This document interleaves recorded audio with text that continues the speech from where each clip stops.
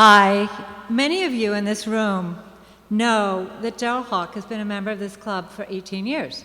He's published 4 photographic books. He's hosted the Unconventional Traveler television series for 2 decades, interviewing 100 of the world's leading explorers, and somehow he found a way to include me in that series. And he sponsored me as a member here. But those facts aside, Daryl and I have a bond that began over similar philosophies regarding photography and the conservation of wild places. That's why our bond has lasted over 2 decades. It goes beyond just photography. Yes, Daryl has traveled alone to some of the world's most remote and isolated places for over 30 years. But I'd like to add that Daryl's example of taking time off and time out for weeks at a time inspired me to take that big step off my porch and also go out alone in the world. I think of Daryl when I read Mark Twain's advice to throw off the bow lines, sail away from the safe harbor, catch trade winds in your sails, explore, dream, and discover. Daryl says his passion is to meaningfully combine exploration and photography of the wilderness. And I can add that in so doing, he always treads softly. Like Terry Tempest Williams, who wrote this month that to protect what is wild is to protect what is gentle. Perhaps the wilderness we fear is the pause between our heartbeats, the silent space that says we live only by grace. Wilderness lives only by grace. And so does Daryl. Daryl talks of how he enjoys immersing himself in the different cultures and landscapes he seeks. He embraces an all-encompassing approach to his art, just as Picasso described when he wrote, "The artist is a receptacle for emotions that come from all over the place, from the sky, from a scrap of paper, from the earth, from a spider's web, from a passing shape." Daryl claims a deep connection to the fragility of remote and ancient cultures. But I respect even more his strong commitment to sharing his journeys to inspire others, to using his photography to protect wild places, to honor silence and isolation. I even suspect Daryl's passport may be stamped with the following words from John Ruskin: "Go to nature in all singleness of heart and walk with her amorously and trustfully, adding nothing, rejecting nothing, and scorning nothing." So let us see and hear about Daryl's latest solitary journey. He encountered and photographed high passes, fragile cultures, sacred lakes, timelessness, silence, and isolation. Daryl.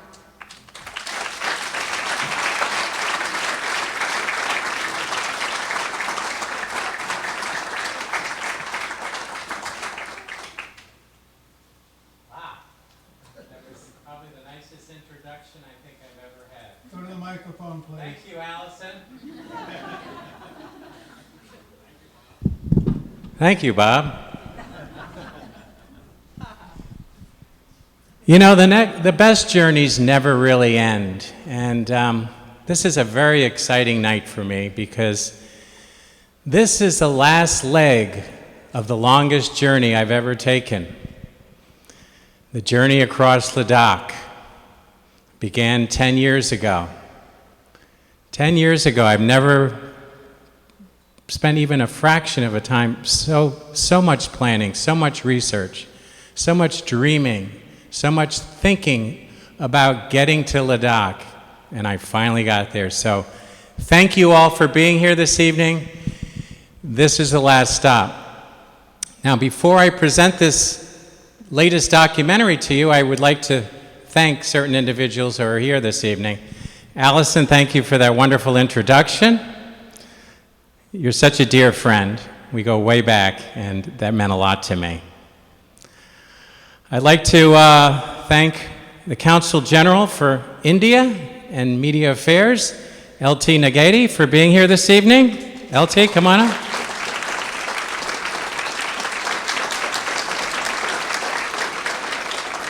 I am donating the photograph outside of the Cardalong Pass to the Indian Consulate. And I'm very excited to give a presentation there next Wednesday night. Thank you for inviting me.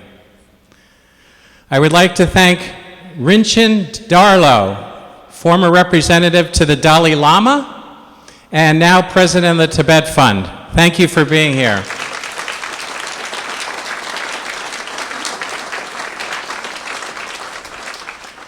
Rinchen, I'm donating the photograph outside of the prayer flags I took when I did my traverse across Bhutan 10 years ago. That was another magical journey. Thank you for being here. And I also would like to thank our renowned sitar player Fabrizio for performing this evening.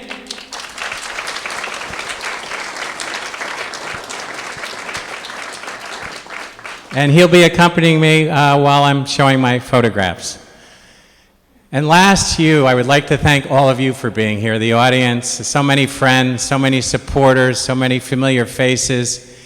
You know, when you present at the Explorers Club, this is like when you're an actor performing on Broadway. It doesn't get any better. This is the top. I'm very honored to be a member of this club. I'm very proud of this documentary that I did, and I'm excited to share it with you this evening.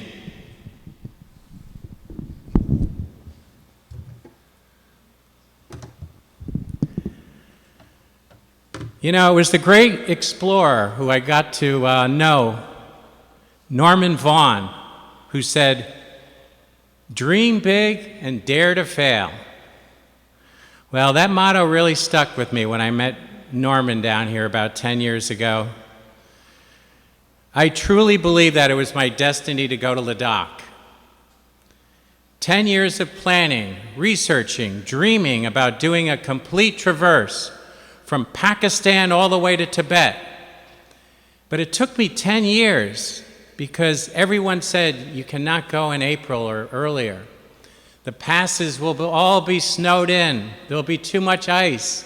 You'll never make it up these windy, icy, dangerous roads. You will never make it, Mr. Hawk. And I believed them. I thought, this is too risky. I cannot do it. And I couldn't go before May very easily because of the nature of my business. But I was determined to get to Ladakh. I took a chance, and it paid off. This was an expedition with a purpose, to film one of the most in-depth and comprehensive documentaries ever done on the region of Ladakh. And also shine a light on this little-known part of the world and fragile Buddhist culture. That was the goal. Ladakh is almost completely cut off from the outside world. Even in summer, getting there involves crossing the highest mountain passes in the world on a hair-raising flight that weaves between peaks. Isolation has preserved an almost medieval way of life dictated by changing seasons. Ladakh's earliest inhabitants were nomadic yak herders, but permanent settlers were established along the Indus by Buddhist pilgrims traveling from India to Mount Kailash in Tibet. Buddhism soon became the dominant religion, and by the 9th century, the Buddhist kings of Ladakh had established a kingdom extending all the way from Kashmir to Tibet, protected by forts and dotted with vast Buddhist gampas or monasteries. Different sects struggled for prominence, and Ladakh was finally annexed into the kingdom of Jammu in 1846. And since then, Ladakh has been ruled as a sub-district of Jammu and Kashmir. Let's go to the map, my favorite place. And by the way, Ladakh is in the very northern tip of India. This is the area that we're talking about.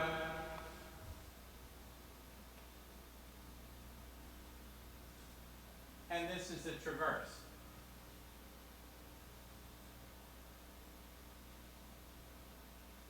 Starting here at the Pakistan border, this is where I live with the Drakpas for several days, close to a week, concentrating my documentary on telling a story about this remote tribe.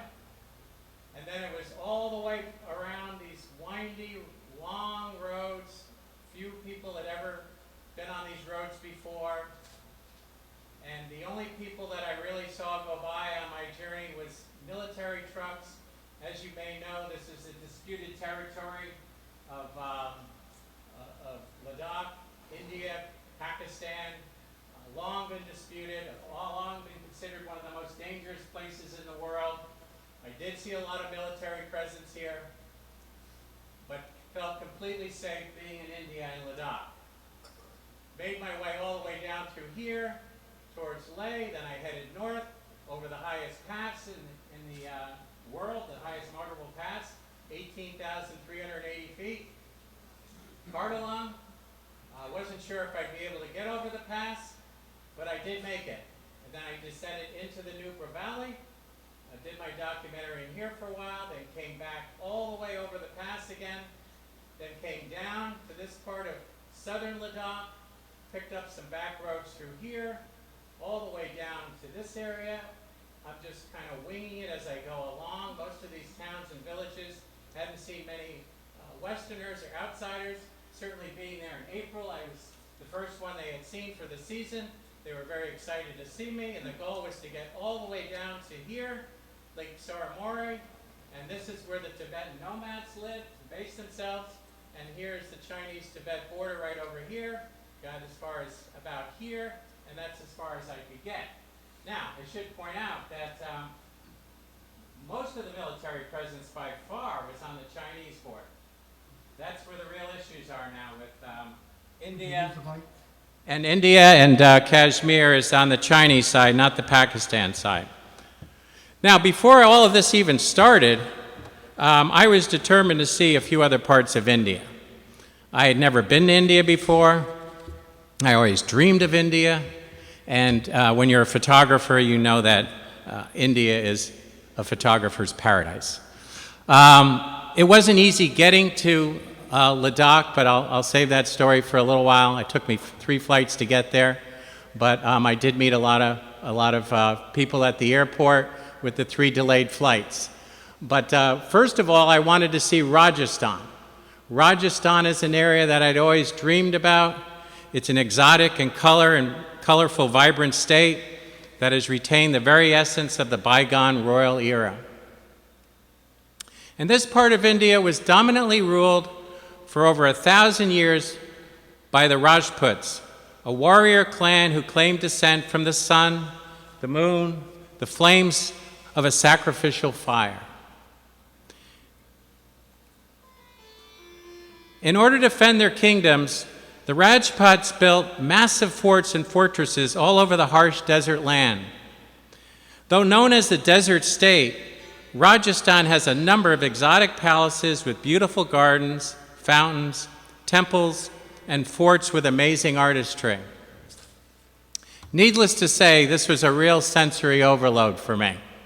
I started off with temperatures of 110, and when I ended up at the Tibetan border in Ladakh, I was at 20 below zero at night.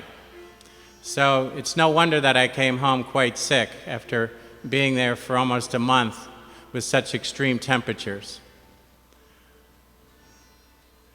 Jaipur, the pink city. Amazing architecture, amazing light, amazing color. And as Alice had mentioned, you know, as a documentary photographer, I'm always looking at life up close. I often liken myself to a wandering sponge, soaking up everything that I see along the way, all my senses going into overdrive.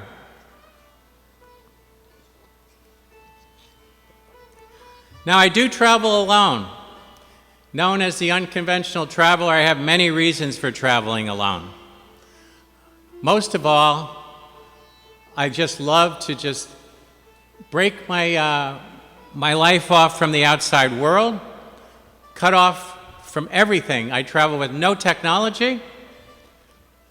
I like to totally throw myself into my documentaries. And by traveling alone, I find I have a lot more adventures, a lot more spiritual experiences, and I'm able to focus on my documentary without any distractions. I met a lot of families and made a lot of friends in Rajasthan. Another advantage to traveling alone is that you're much more likely to engage people, and people are much more likely to engage you. I also travel alone because it gives me a lot of time to just think about life, think about my role in this world, think about what the important things are, and give my life some perspective.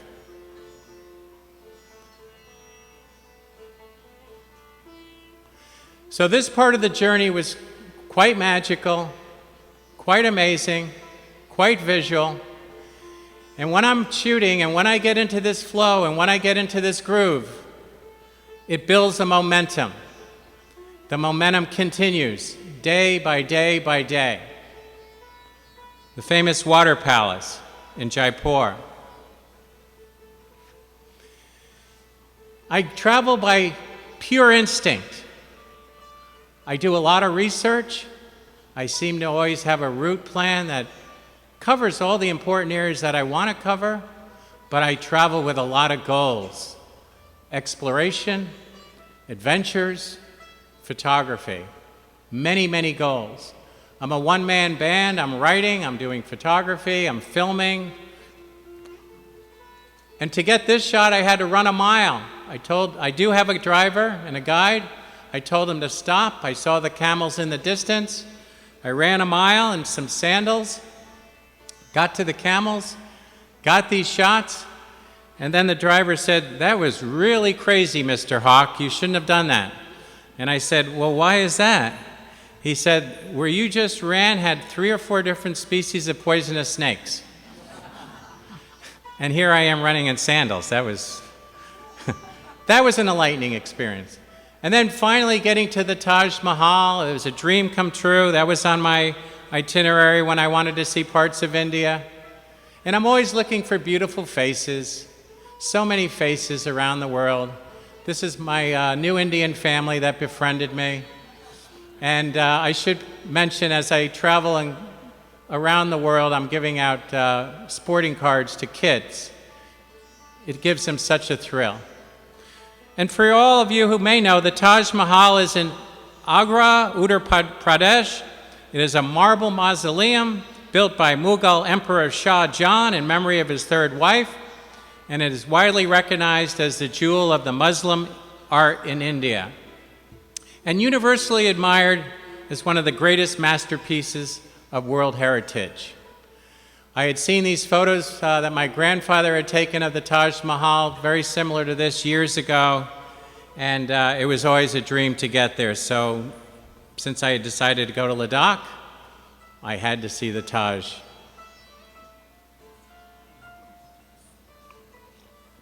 I was very, very excited to be here. Capturing it in the early morning light, I recommend going first thing in the morning before the crowds arrive, and then stay as long as you can at night to capture the sunset light, hitting in as many different perspectives as you can.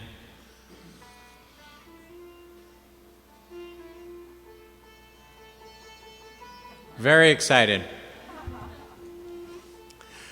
Well, now we move on to the traverse, the whole reason that we're here mostly tonight, Ladakh. The dream comes true. I'm on a plane looking down. My adrenaline is going. I'm just only imagining what I'm about to be in for, traveling alone as the unconventional traveler for close to a month in one of the last ancient Buddhist kingdoms on the planet. Now, I did mention that it was difficult getting here. It's one of the most dangerous airports to land in the world because you're flying through high passes. So the weather has to be absolutely perfect. absolutely perfect. And the first 2 flights I took got turned down. The first flight was very strange. They kept making up excuses. First they said it was the weather. Then they said they didn't have a senior pilot, which made me a little nervous. Then to top it off, which really gave me an anxiety attack, they said they don't have a pilot at all. I said, all right, well, I guess we're not going. So I came back the next day. I booked 3 different flights on 3 different airlines. Finally, the third one arrived. And here I am looking down on the Himalayas. Oh, the Himalayas. Brought back such good memories from Bhutan 10 years ago when I did the traverse, carrying the Explorers Club flag. Now, I knew there was going to be a lot of military presence there. I was prepared for it. But being in India, I felt completely safe. And the goal was to explore Leh, which is the capital, population of 30,000, altitude of 11,500 feet, and the modern town melts into a crumbling old city of timber and mud bricks. And I have to say the Indian Army maintains a large military base near the airport to patrol the borders with both China and Pakistan. The Leh Palace was built in 17th century and resembles the Potala Palace in Tibet. So one of the goals of my documentary in the beginning was to photograph every ancient monastery, both inside and out of Ladakh, or all, at least all the important ones. So I had about 15 on my list. And as you'll see, I got into some very, very meaningful spiritual prayer sessions. I had tremendous access to go into restricted areas because I had a very powerful organizer of my journey who set me up very well with a great driver and guide and got me into some monasteries that few outsiders had ever seen before. And being here alone in April was just truly magical. It was amazing. It's not only the visuals, but it's the smells of the incense, it's the sounds of the horns, it's being there. I embrace Buddhism for many different reasons. Though I don't consider myself a Buddhist, there's so many things that I love about Buddhism. Their great compassion towards fellow human beings, their total dedication to living in the present moment, their reverence towards nature, and their determination for world peace. All these are ideal goals that I love to champion. And so one of the main reasons I was in Ladakh at all was to shine a light on this fragile ancient culture. I needed to tell the story of Ladakh. And so it all began with the monasteries. Getting to the monasteries and seeing Stowe, Lakir, and Alchi, inside and out, going underneath the caves where the Buddhists and the monks would pray morning, noon, and night, spend weeks, months sometimes in isolation, practicing the great religion of Buddhism.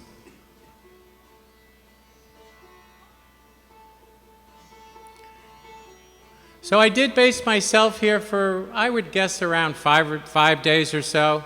There was a lot to photograph in Leh, a lot to see. Oh, I had to see the Tibetan refugee children.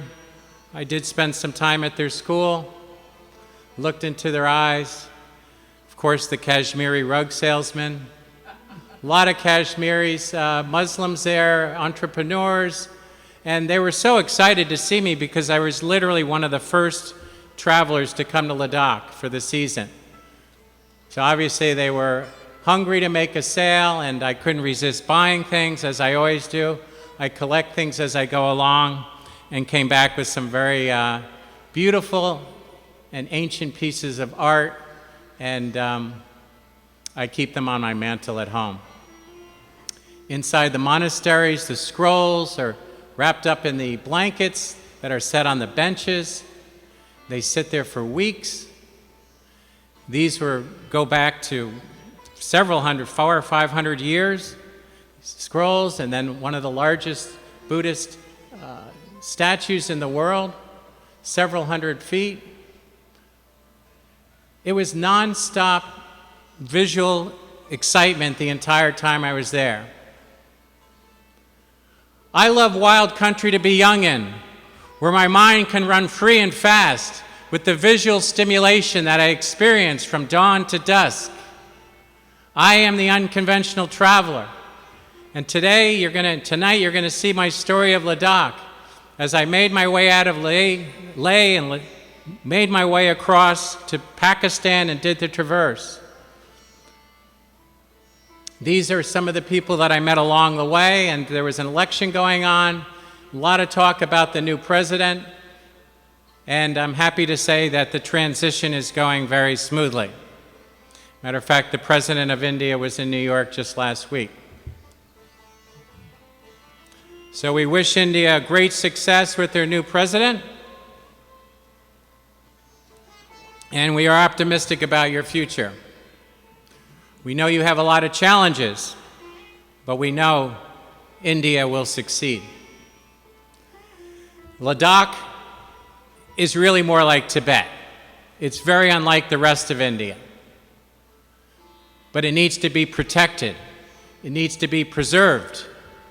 And that was one of my goals, was to shine a light on it and show the reasons why this ancient, beautiful culture, beautiful landscapes, one of the last true Buddhist kingdoms on the earth, is still surviving because of India. India is protecting Ladakh.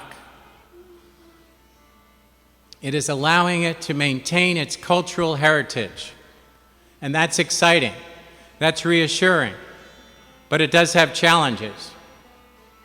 And I'm fully aware of the challenges that Ladakh has. And it was one of my goals to have an interview and meeting with the King of Ladakh. If you ever try to Google the King of Ladakh, you'll realize that nobody has ever really seen the King of Ladakh. He's very reclusive. There's only 1 or 2 pictures on the internet you can find of him. But one of my goals when I do documentaries is to meet with the leader of the country, or in this case, a spiritual leader of Ladakh. And I was determined to meet and have an interview with the king. And I succeeded. And I'll share that with you in a little while, on what I learned from the king. Weaving is a big part of the cultural heritage. The Indus River, one of the longest rivers in the world. Followed it all the way towards Pakistan. It was my friend the entire way. I find water very comforting, very spiritual, and when I was doing my traverse, I would sit by the water and reflect, looking out on these ancient monasteries, this ancient land, the stupas. It was all mine. The dream had come true. I was traveling across Ladakh. The military and army presence was everywhere. And on my way towards Pakistan, I got a call from my organizer, who radioed in to the driver and said, "Mr. Hawk, I realize that I told you when you landed that you will not be having the interview with the King of Ladakh." I said, "Well, I'm very disappointed." I said, "Is there a way that I can have a meeting with the Queen of Ladakh?" Good try, right? He said, "Maybe, I'll get back to you." Well, sure enough, like 6 or 7 days later, we got a radio call. The King of Ladakh had flown back from New Delhi. He wanted to meet with me. Very exciting. So I had a 2-hour sit-down meeting, a filmed interview with the king. I had prepared a dozen questions to ask the king. Yes, the king looks very westernized, I realize. He's not your typical king. But he is the king. You have to take my word on this. He is the king. I have his card to prove it. And we had a very, very warm enlightening discussion. I had asked him about the history of Ladakh. I asked him about his family history. I asked him about what's happening in Ladakh now. And of most concern was the future of Ladakh. How are we going to protect it when I saw so much construction going on in Leh? How are we going to make sure that Ladakh does not get ruined or go by the wayside, like so many fragile areas around the world? Well, he told me he had a master plan. And the master plan was about to go into effect, and they were getting this plan in play just at the right time, in my opinion, because Ladakh is growing. People have discovered it. Adventure travelers are going there, and this is an area that needs to be watched. Now, also one of my goals was to try to find a snow leopard. Reading the book by Peter Matheson and George Schaller being a close friend of mine, one of the greatest books I've ever read, The Snow Leopard, fascinated me about these elusive cats. But I knew when I was in Ladakh, I'd be in one of the great countries, one of the great areas of the world with the highest concentration of snow leopards. So it was worth a try, even though I knew it was a long shot to be there in April, because the people who see snow leopards are seeing them mostly in the wintertime, when they come down and are looking for the blue sheep to feed on. But in the rest of the year, they're way up high and they're out of sight. But I went to Hemis National Park, a high-altitude park with the best tracker from Zanskar. And as you may or may not know, the snow leopard is one of the most elusive cats in the world. They traverse the rugged Himalayas, following the tracks and trails of blue sheep. That's their prime cuisine. And these beautiful gray creatures have thick fur to help them in cold conditions, an exceptionally long tail, which aids them in balance. And their prey, by the way, also includes domestic animals, which is a problem, as George Schaller will point out to you. The estimated population is anywhere between 4,000 and 6,500 left on the globe. And even though I never saw a snow leopard, didn't expect to see a snow leopard, did see a lot of blue sheep. And yes, they're not blue, they're gray. But we did find some tracks. We did pick up the trail of a snow leopard. My guide knew that he had just been there recently. And that made all the difference in the world to me. All the difference in the world, because even as Peter Matheson had said in his book, The Snow Leopard, I am content not seeing that the snow leopard is here, that its frosty eyes watch us from the mountain. That is enough. So we're slowly making our way towards the Pakistan border. The few people who even go to Ladakh in April never go to the Pakistan border. It's very rare to get this far, but I was determined to get there because I wanted to spend my time and base myself in a village called Da and do a documentary on the Drakpas. So these are the landscapes and the scenery that you're seeing as you go along. More monasteries, more landscapes that are timeless. It's like going back in time 1,000 years. Silent. Which brings me to another thought, the importance of solitude. Solitude is extremely of urgency to me. I need to be in environments that are totally silent, because then I can get into my creative groove, I can think clearly, I can get all the clutter out of my head and do my documentary. I do it for spiritual reasons. I like to be alone. And to see these ancient petroglyphs was an added bonus. I had petroglyphs on my list, but I wasn't sure if I'd be able to see any. And these petroglyphs date back to 900 to 1500 BC.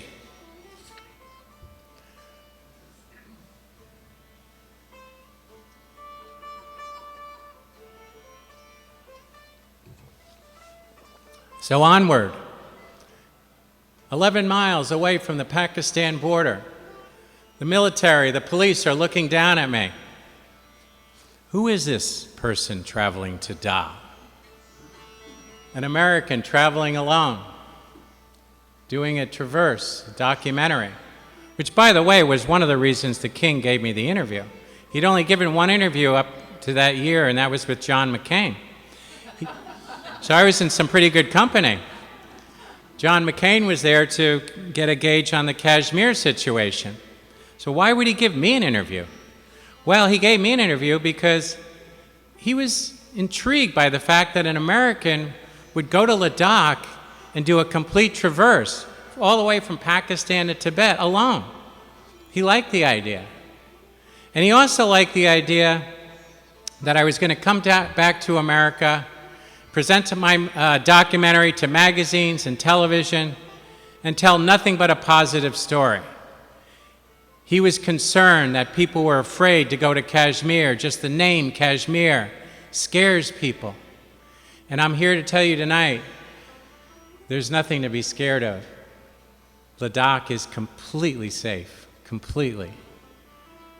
And when I got to Da, the Drakpas were there to greet me. They live in 3 small villages, as I've said, in the disputed territory between India and Pakistan. It's the only fertile valley of Ladakh, and the Drakpas are completely different from any other Ladakhis, physically, culturally, linguistically, and socially from the Tibetan Burman inhabitants of the rest of Ladakh. And for centuries, they've indulged in public kissing. And by the way, that was my room the first night. They've indulged in public kissing and wife swapping without any inhibitions. She looks like a wife swapper, doesn't she?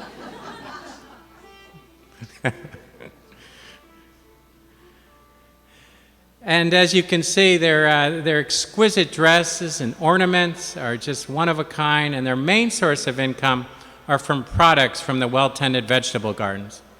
When I arrived in Da, you know, we all have this vision of Shangri-La, and I think the term is frankly overused now. I used to do dinners here and gave presentations on Shangri-La. People have claimed they found the real Shangri-La. But when I arrived in Da, I'll tell you, this really seemed like the real deal. It was really cut off from the outside world. It was beautiful. The apricot trees were flowering and blowing in the wind. I'm traveling alone and seeing this ancient, beautiful culture. And it was just so cut off from the outside world. I didn't see a car for 2 or 3 hours when I approached this village. It was magical, exciting, adventurous. It had everything that I loved. I gave the cards to the kids, always spend my time at schools, and the school system was very impressive.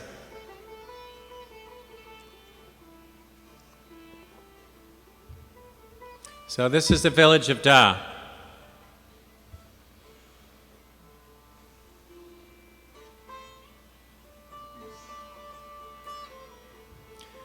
I made a lot of friends in Da, and I told them that I might come back someday. Whether I do or not, who knows? It seems like I always need to be going to new places, exploring new worlds. But I hope to return to Ladakh. I really do. My fear is that sometimes when you go back to these ancient landscapes and cultures, that they're always going to be disappointing compared to when you were there. Change is taking place everywhere. It's happening fast, even in places like Ladakh. And so I need to get there. I need to do the documentary. I need to get the photographs to show what these places look like at this point in time. I need to do it because I need to have future generations know what Ladakh looked like in the year 2014. Because in the year 2025 or the year 2050, it will be different. We all know that. You cannot stop change. Along the way, as I made my traverse back towards Tibet, I spent some time with the Sikhs. Fascinating. And by nature, very respectful, courageous, hardworking, enterprising, and have made so many sacrifices and hard work contributing to the building of the Indian nation. Though they constitute less than 2% of the Indian population. Less than 2%. I was quite used to the constant military checks. Sometimes we would wait an hour just to make sure we had the right permits. I'd get out, I'd walk, I'd think, but I always felt confident in making my way towards Tibet. I had a really good driver and guide. I was being well taken care of. And I always travel with a smile on my face. I think that's important, right, Allison? That is the universal language, my friends, the smile. People ask, how do you travel all over the world? How do you communicate with these people alone? I smile. I smile. I smile. I love what I'm doing. I love the people that I'm seeing and photographing. They engage me. They get a sense that I'm there for an important reason. And I've never had any issues at all with safety. Never. Well, there's been a few exceptions, actually, now that I think about it. I did get apprehended once by the military in the Andes, suspecting that I was a drug runner. But by and large, I've never really had any problems.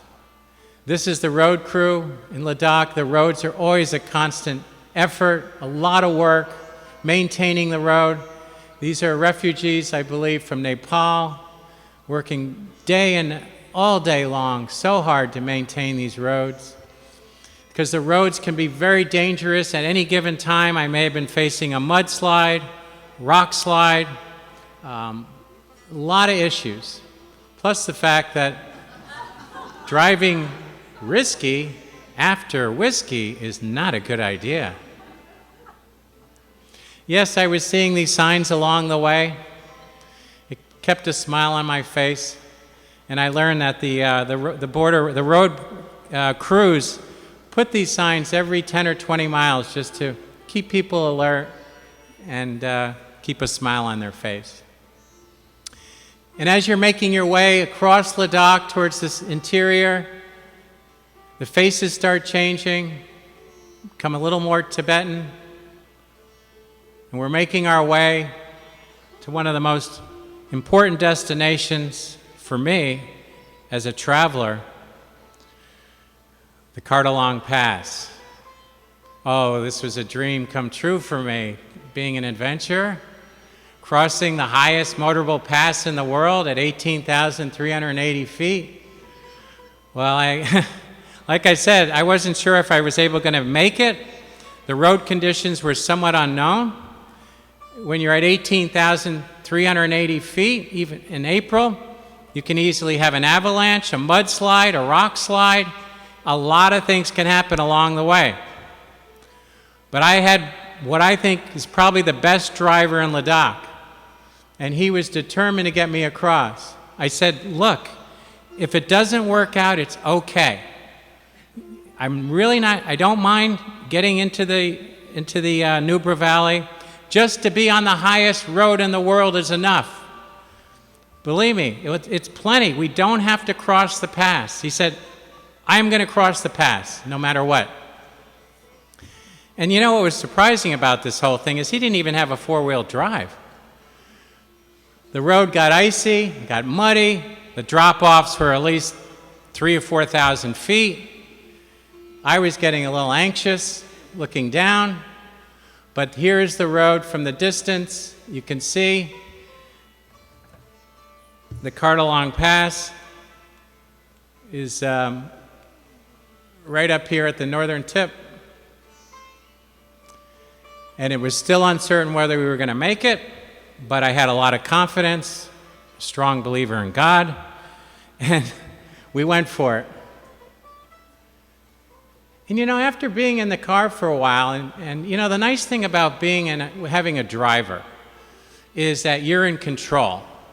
I could tell this driver, stop, let me out, I need some fresh air, go back, play a song. You know, you're in control. People have said that this road is the most dangerous road in the world. Well, I don't think so. I was on the most dangerous road in the world. The most dangerous road in the world is in Bolivia. The road to Coroco. More trucks and cars have gone off that road than any other road. And that was a pure nightmare for me for 4 hours. I felt like I was on a roller coaster that I couldn't get off because I was on a local bus. And those drivers, they drive like crazy. And I could not get off, I could not stop, I could not slow down. This was different. This was peaceful. We got to the top, we summited, the prayer flags were there, waiting to greet me. It was a dream come true, 18,400 feet, highest motorable road in the world. I was going to be able to complete the traverse. Then it was getting back down. We were all hungry after that, needed some food, rejuvenate ourselves. It was exhausting. Make our way down towards the Indus River again, descending into the Nubra Valley, back down to around 12,000 feet where the military bases were, because now we are somewhat close to the Chinese border, into the Nubra Valley.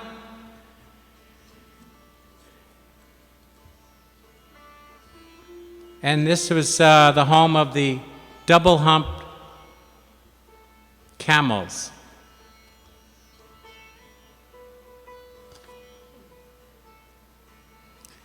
The Nubra Valley is a tri-arm valley located to the northeast of Ladakh Valley. It requires an inner line permit, and like the rest of the Tibetan Plateau, it's a high-altitude cold desert with rare precipitation and scant vegetation.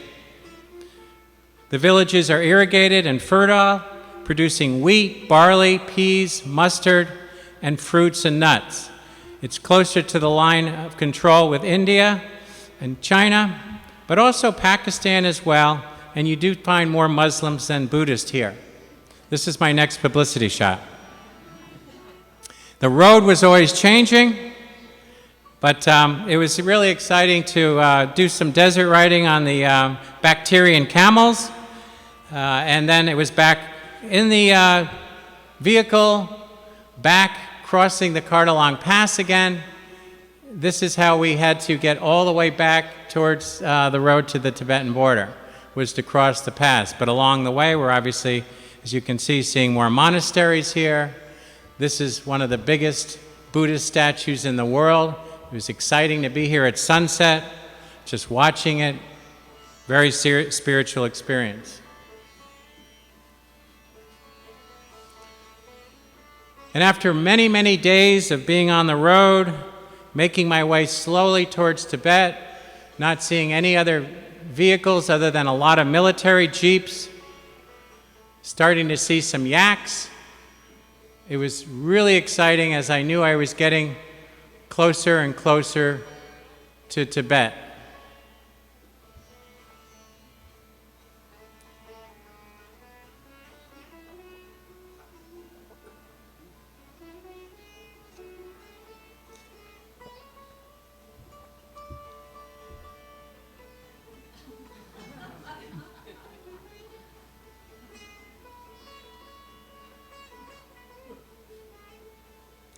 The Changtang Plateau. High altitude plateau in western and northern Tibet that extends into the southeastern Ladakh with vast highlands and giant lakes. I was excited to see a lake even though it was frozen. Just to get to near water was a big goal of mine. It's one of the biggest lakes in India. This is a barren, inhospitable area. And in eastern Ladakh, the Changtang stretches approximately 1,600 kilometers into Tibet and is home of the Changpa nomads. The climate is harsh, it's unpredictable. And one of the goals was to live with the nomads for a week and experience their culture. The nomads on the Tibetan border are nomadic pastoralists. The economy of this region is based around livestock, and the most important resource is the plants the animals graze on. Oh, by the way, we were staying in super deluxe tents.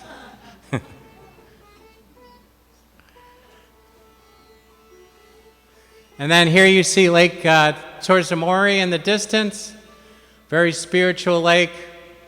I suppose you could liken it to Mount Kailash in Tibet, Nepal. A very spiritual lake where people go and circumnavigate. It's the home of the nomads. It's not easy finding Tibetan nomads, by the way. My driver and guide was convinced he knew right where to go and find them, and it took us a day to actually find them because they weren't in the area that they had been known to be at that time of the year. Always on the move. Year after year, staying in the same encampments, but always moving. And often these camps have stone walls for corrals and for sheltering of the tents. Trading plays a very important role. Salt, meat, live animals. Excuse me.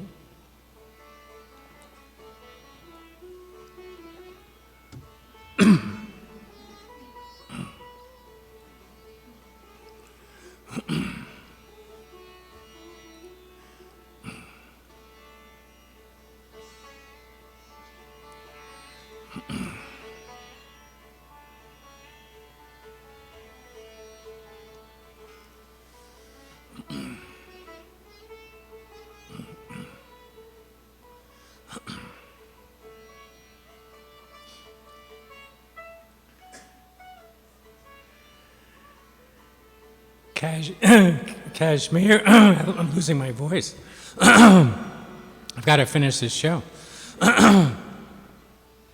Kashmir is traded for grain, cooking pots, and other modern goods. I based myself in Korzak, the highest inhabited village in the world.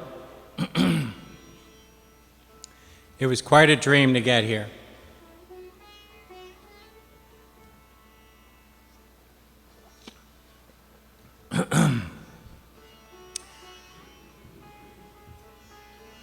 So once again, the goal, to discover who I really am, to perform a mission on continuing to do my in-depth documentaries for the rest of my life. As long as I have air in my lungs, I will continue to have my distant journeys and do in-depth documentaries all over the world, preserving and protecting the last wild environments and indigenous cultures on Earth. These places need to be saved and preserved and protected. And that is the goal, is to shine a light, to show you why we have to protect them, why we need to preserve them. These places are disappearing fast. Is that the most beautiful goat you've ever seen in your life? My God, doesn't get any better than that. I wanted to take that goat home with me.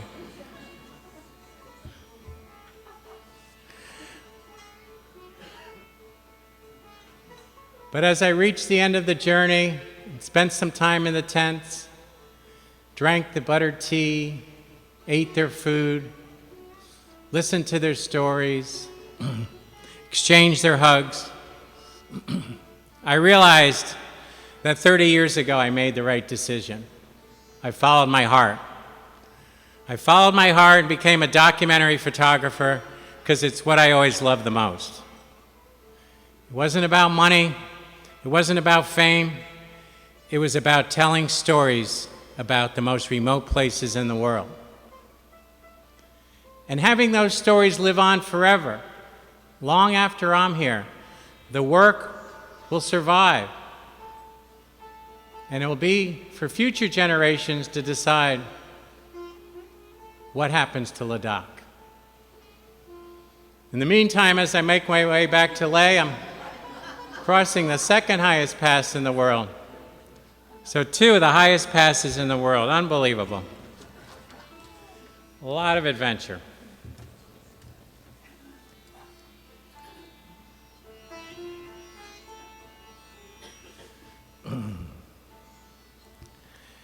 Well, I'm going to close out tonight with a poem called At the Top of the World. It happens to be by a poet named Black Hawk. Working today is so much fun, for the time here is here to come. Soon we will be at the top of the world, but first there are paths so curled. Few are places of such beauty, course nature along, not soothing at all, but always harsh. The snow, the rain, the sunbeams stark, the rivers meandering along the mountains, the cold, chill wind, hot water fountains. Such is the beauty of the passes, laden with snow. In its beauty, the Nubra glows. The fallen truck along the way, a tragic tale of arid, it says. All is well till it is, or else it's a deadly crisis.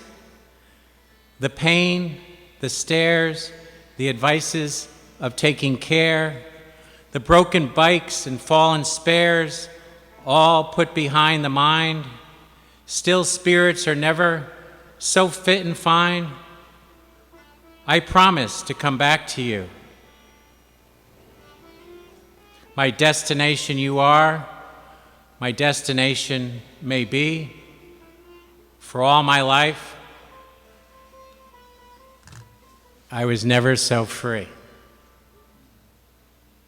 Thank you.